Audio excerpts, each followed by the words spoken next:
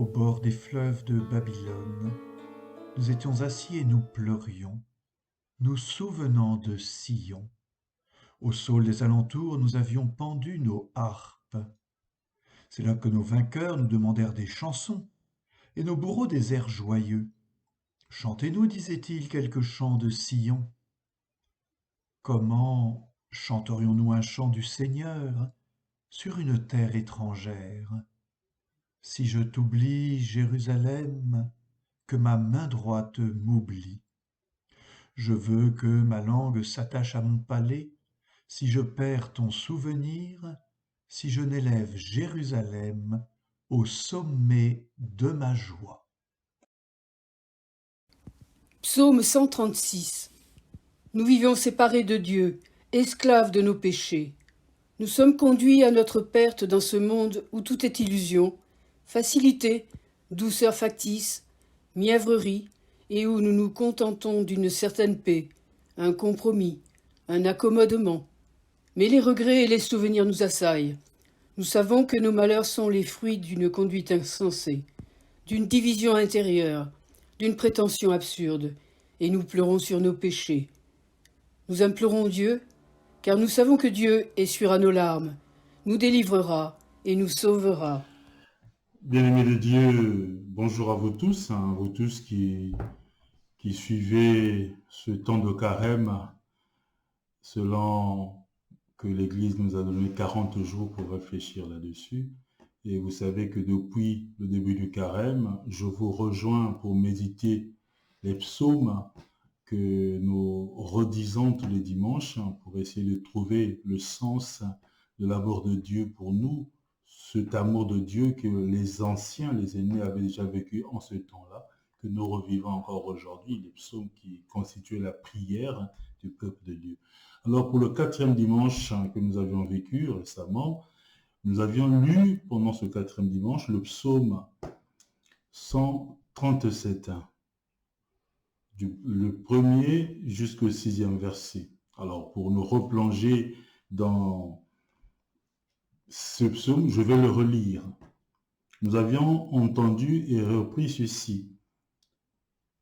Au bord des fleuves de Babylone, nous étions assis et nous pleurions, nous souvenant de Sion. Au sol des alentours, nous avions pendu nos harpes. C'est là que nos vainqueurs nous demandèrent des chansons et nos bourreaux des airs joyeux. Chantez-nous, disait-il, quelques chants de Sion. Comment chanterions-nous un chant du Seigneur sur une terre étrangère?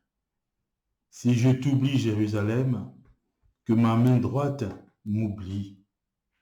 Je veux que ma langue s'attache à mon palais si je perds ton souvenir, si je n'élève Jérusalem au sommet de ma joie. Voilà le texte que nous avons entendu. Alors, dans ce texte, je vais vous présenter 3 éléments qui peuvent aider à la méditation en relisant ce texte tranquillement et à bon escient. Première chose, il faut remarquer que le texte est rendu au présent, au passé. Au bord des fleuves de Babylone, nous étions assis et nous pleurions. Nous souvenons de Sion. Quand on entend cela, c'est un texte qui redit la douleur des exilés. Ce psaume qui parle au passé est donc une lecture qui se fait pendant que le retour est réel. Effectivement, après le retour de l'exil à Babylone, le peuple avait pris l'habitude de célébrer chaque année une journée de deuil et de pénitence à la date anniversaire de la prise de Jérusalem par Nabuchodonosor. Et donc, au cours de la célébration, on se souvient de cette période difficile. C'est pourquoi, en souvenir de cela, vous entendez ce son. Au bord des fleuves de Babylone, nous étions assis et nous pleurions. Aux sols des alentours, nous avions pendu nos harpes. C'est là que nos vainqueurs nous demandèrent des chansons et nos bourreaux des airs joyeux. Donc, tous les exilés peuvent aujourd'hui se reconnaître, tous ceux qui ont fui leur pays ou qui sont allés vers un autre pays ou dans un autre pays pour une vie meilleure, peuvent se reconnaître dans cette plainte-là. les larmes du souvenir d'abord sur une terre étrangère, on s'en souvient. Deuxième chose à regarder dans ce psaume, c'est le fait de Jérusalem. Jérusalem, c'est la ville choisie par Dieu. C'est la ville où le Seigneur habite avec son peuple. Et ce peuple choisi ne peut pas oublier Jérusalem, donc les déportés, quand ils rentrent, ils se souviennent. Alors, ils prennent le temps de se reconstruire. Et cette reconstruction fait en sorte qu'ils se rendent compte de ce que c'est que Jérusalem. Vous savez, dans l'histoire du peuple élu, tout ce qu'ils ont vécu, l'exil, la déportation, toutes les difficultés qu'ils ont vécues, ils l'ont vécu parce que des hommes ont choisi les mauvaises pistes. Les hommes s'en sont allés par leur propre chemin, oubliant que Dieu était là pour eux, Dieu les avait choisis. Mais l'amour de Dieu est tel que Dieu ne punit pas. L'amour de Dieu est tel que le Seigneur lui-même ramène sur la terre ceux-là même qui se sont éloignés. Alors, souvenons-nous que retour va avec conversion. Ils ont vu ce qu'ils ont enduré, ils ont senti la douleur et la souffrance, et quand ils reviennent, alors c'est la conversion. Et cette conversion, c'est le souvenir encore de Jérusalem, et ça, vous avez ça pratiquement dans le dernier verset.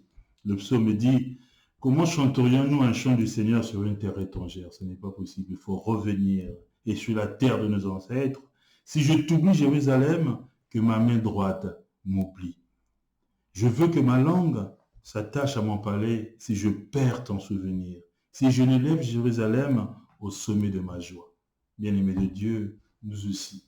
Quand on cite Sion ou Jérusalem, ce n'est pas tellement dans la dimension géographique, ce n'est pas cela, mais c'est plutôt le fait que ce soit la ville où le Dieu habite avec son peuple.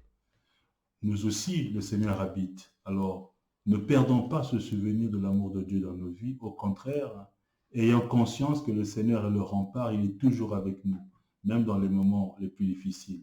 Dieu ne nous abandonne pas, il est présent. Vivons de cette confiance et de cette grâce.